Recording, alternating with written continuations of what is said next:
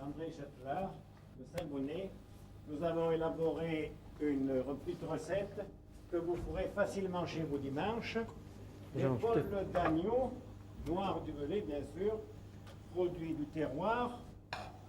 L'épaule d'agneau, l'agneau de nord du velay est une bête très rustique de notre région avec un goût assez exceptionnel. Je vais donc la désosser. Hein, voilà. Et pendant que j'en désosse l'épaule d'agneau, moi je vais préparer mes légumes. Je vais finir de tailler les légumes. Donc les carottes, du céleri, du fenouil, le poivron vert, le poivron rouge, l'oignon. Voilà. Et c'est une farce bien sûr avec un rognon. Hein. Oui. Voilà, une farce avec un rognon. On a l'épaule désossée. Nous allons maintenant l'assaisonner, la farcir. La farce contient moitié veau, moitié collet d'agneau dégraissé, haché.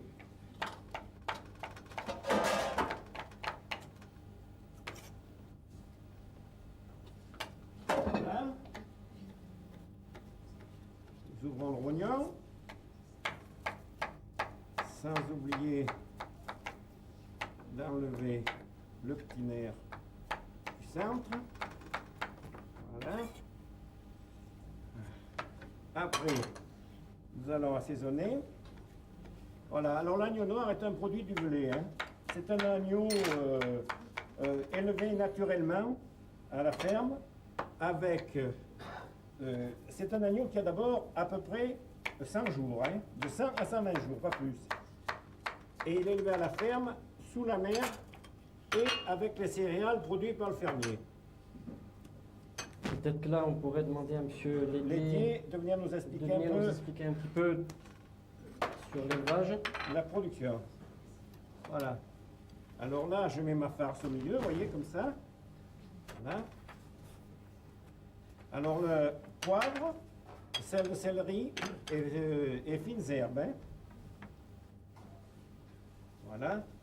Et là, je mets mon rognon que j'ai découpé en long. En lamelles, voilà. Voilà. Et du temps que je vais rouler cette épaule d'agneau, voilà, Monsieur Lédier va nous parler un peu de la noire du velay. Oui, je suis entouré de noir du velay. Comme vous l'a dit M. Joux, c'est un agneau du pays, c'est un agneau du velay, de notre belle région qu'est le velay. Cet agneau, comme il vous l'a dit, a un goût particulier et nous, éleveurs, nous avons pensé que banaliser dans les circuits commerciaux traditionnels, il ne représentait rien.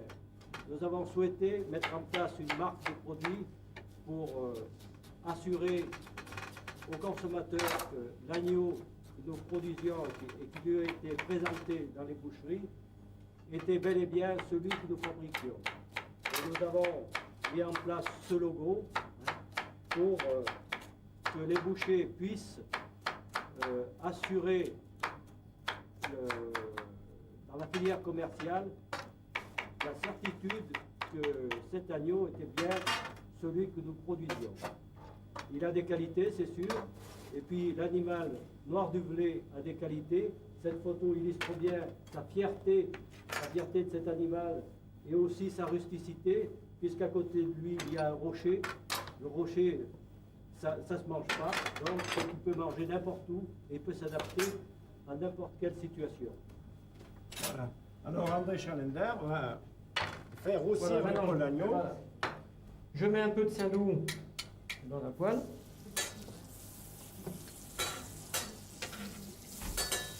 Pourquoi du Saint-Loup? Parce que c'est une graisse qu'on peut monter à haute température, qui brûle, qui ne brûle pas, donc ce qui permet de faire colorer comme il faut l'épaule d'agneau.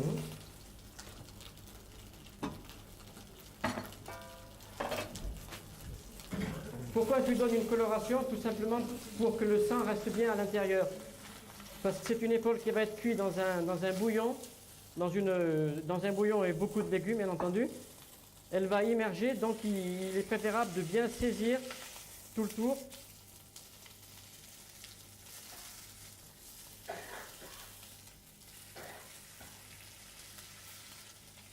Voilà, vas-y. Voilà, ça va aller. Ensuite, donc, je dépose l'épaule d'agneau dans la cocotte. Je mets tous les légumes. Le céleri. Je crois qu'il a fait ça. Le fenouil. Les carottes. Le chou-fleur. Je mets un peu de pied de veau de façon à ce que ce soit plus gélatineux, qu'on ait un jus assez onctueux. Il est au pré-cuit. Hein. Non, non, il n'est pas pré-cuit. Le poivron. Alors la cocotte va être un peu juste. Les oignons. L'ail, bien entendu. Quelques champignons du cèpe sec, voilà, que je pose tout simplement par-dessus. Voilà. 1 demi-litre de vin blanc. Et l'eau de trempage des champignons que je laisse reposer un petit moment de façon à ce que le sable reste bien au fond. Hein, donc je ne mets pas tout. Je m'arrête. Voilà. Le sel. Le sel, il ne faut pas trop charger en sel puisque l'épaule a déjà été salée avec la farce. Hein. Un peu de poivre.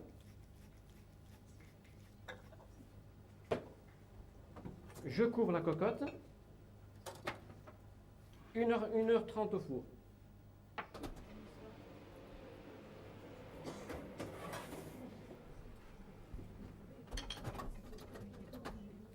« 180 degrés environ. Hein. Voilà, donc on va se faire un petit peu.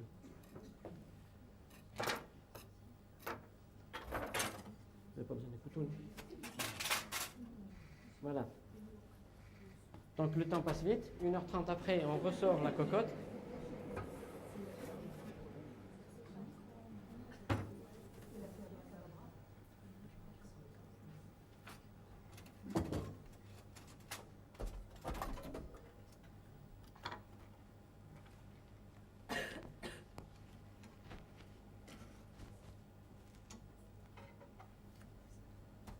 Donc voici l'épaule d'agneau. Je vous la laisse déficeler.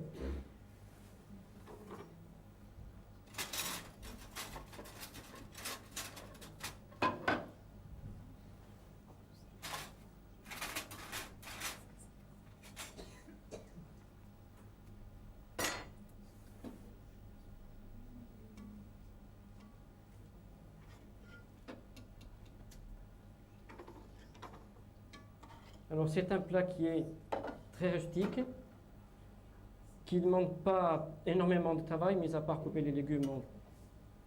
Et facile à faire. Facile à faire. Qui dirait, je ne demande pratiquement pas de surveillance. Hein. Voilà. Et qui a en plus de ça un avantage, c'est un plat unique. Vous avez la viande, les légumes, c'est un petit peu...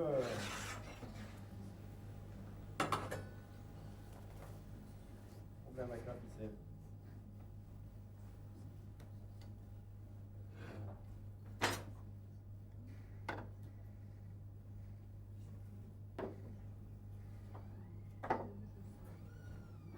Donc on va laisser donc 4 assiettes. C'est quoi?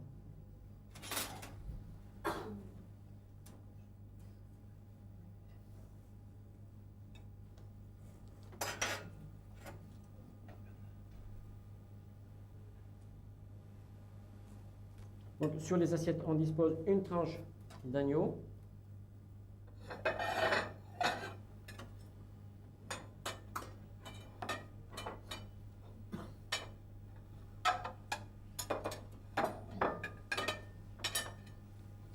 On va mettre quelques légumes. Je pense que on pourrait couper une ou deux tranches et puis on va le mettre sur le plat. Là, hein.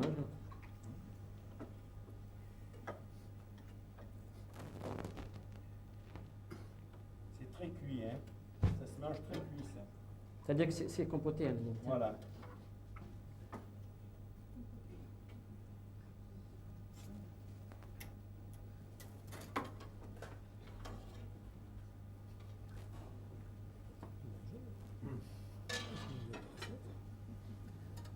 Voilà, on va mettre un petit peu de sauce. Alors la sauce, c'est tout simplement le jus qui est récupéré dans la cocotte et qui nous sert à napper les sauces, hein. Il ne faut pas en mettre énormément parce que les légumes sont quand même très souples.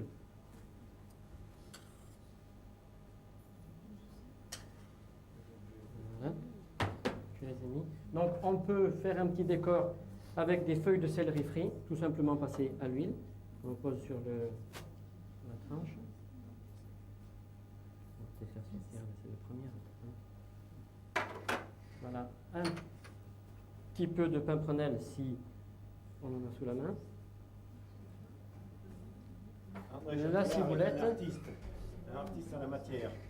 Merci Jean. La ciboulette. Voilà. Et si bien sûr vous avez l'occasion d'avoir des petits légumes comme les carottes fan ou de petits. Voilà, des petites carottes fan ou des petits céleris. Voilà. Allez. Ensuite, on va faire dresser sur table. Voilà. Donc, c'est un plat qui est très terroir, qui n'est pas compliqué à faire. Et je pense qu'avec que... On va peut-être finir les assiettes. Voilà. C'est à la portée de tout le monde, hein. Et c'est quand même succulent à manger.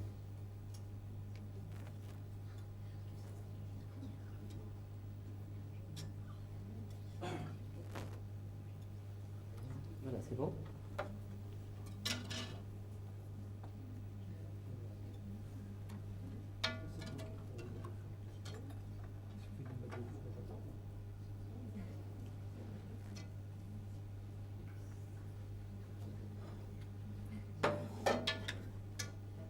Très très bien. Voilà. Les petits choux-fleurs sont sympathiques. Donc, en fin de compte, ça vous fait une très belle assiette. Voilà, je vous le prends. Bon. Donc, celle-ci, ah oui, je vais donc terminer le plat aussi. Donc, on peut mettre sur un plat, bien entendu, avec les petits légumes autour. Comme ceci. C'est un plat qui peut être fait la veille, au contraire, mais il ne sera que meilleur réchauffé, hein.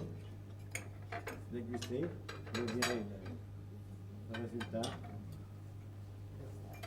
Voilà.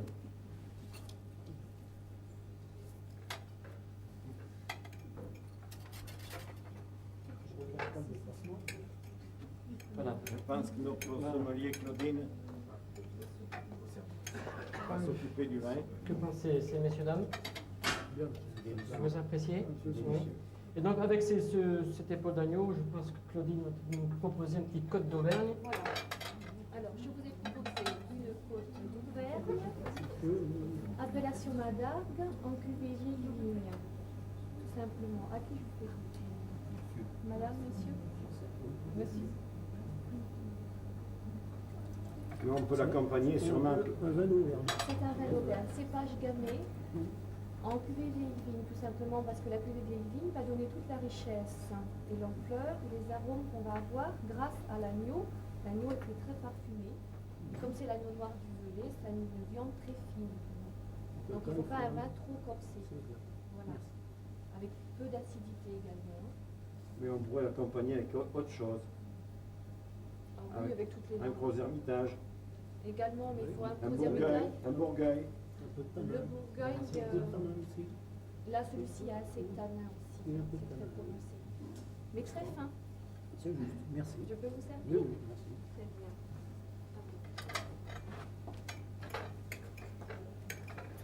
Alors, la particularité quand même, ce parfum de la poire, c'est sur des terroirs qui s'appellent le cypris. Est-ce que quelqu'un connaît le cypris?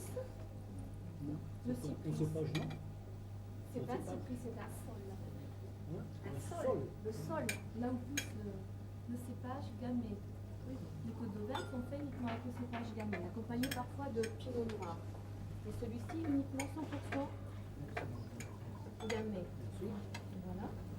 Alors le cyprès, ce sont des marques vertes légèrement graisseuses qui peuvent donner, donc qui donnent ce côté un petit peu très C'est sans typique. rapport avec la région volcanique? Non, justement, c'est à cause de l'éboulement qu'il y a eu. Ce n'est pas volcanique, justement, par rapport aux autres côtes d'Auvergne que vous rencontrez. Le cyprès, ça n'a rien à voir. Ah. C'est grâce à l'effondrement qu'il peut y avoir entre les autres éboulements qu'il y a eu, mais ça n'a rien à voir de volcanique. C'est pour ça qu'il n'est pas côté minéral et volcanique. Celui-ci est très fruité. C'est Pardon? oui, c'est juste. Oui, fruité. très fruité. Merci. Mesdames, je vous laisse déguster tranquillement.